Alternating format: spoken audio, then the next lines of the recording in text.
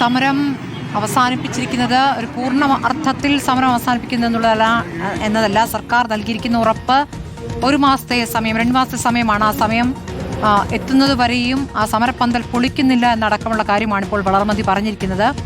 ആവശ്യങ്ങൾ അംഗീകരിക്കാനും പരിശോധിക്കാനുമുള്ള ഒരു സമയം സർക്കാർ നൽകുകയാണ് സമരസമിതി. മന്ത്രിയുടെ ചേംബറിൽ എന്തായാലും വെള്ളം കുടിച്ച സമരം അവസാനിപ്പിച്ചിട്ടുണ്ട്.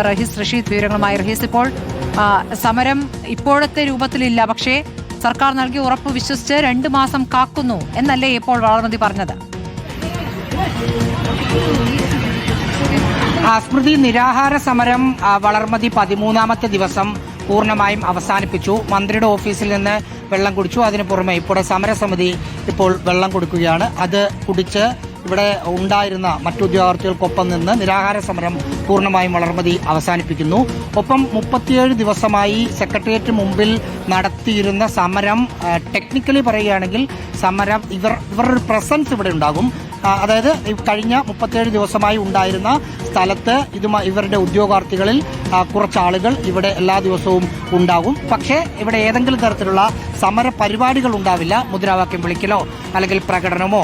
ഇവർ പലതരത്തിലുള്ള മണ്ണ് തിന്നു, പുല്ല് തിന്നു, ചിതയൊരുക്കി, മുട്ടിൽ കുത്തി നിന്നു. ആ തരത്തിലുള്ള ഒരു സമരങ്ങളും ഉണ്ടാവില്ല. അവരുടെ പ്രസൻസ് പക്ഷേ ഇവിടെ ഉണ്ടാകും. 45 ദിവസമാണ് സംസ്ഥാന സർക്കാർ ഇവരുടെ ആവശ്യങ്ങളെക്കുറിച്ച് പഠിച്ച് അതിനൊരു തീരുമാനമെടുക്കാൻ വേണ്ടി ചോദിച്ച ഒരു സമയം. അതായത് സെപ്റ്റംബർ 24 വരെയാണ് ഇന്നു മുതലുള്ള ആ 45 ദിവസം.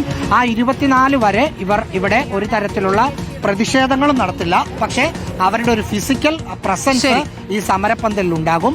24 വരെ സർക്കാർ പറഞ്ഞ കാര്യം പരിഗണിച്ച് നോക്കും. ഇനി സർക്കാർ പറഞ്ഞത് അനുസരിക്കുന്നില്ല, സർക്കാർ അതിനെതിരായ നിലപാട് സ്വീകരിക്കുകയാണെങ്കിൽ 25-ാം തീയതി മുതൽ വീണ്ടും സമരം തുറക്കും. ശരി, അതാണ് വളർമതി ഇപ്പോൾ വ്യക്തമാക്കിയിരിക്കുന്നത്. ഏതായാലും 37 ദിവസത്തെ സമരമാണ് ഇപ്പോൾ അവസാനിപ്പിച്ചിരിക്കുന്നത്. ഇടവേള.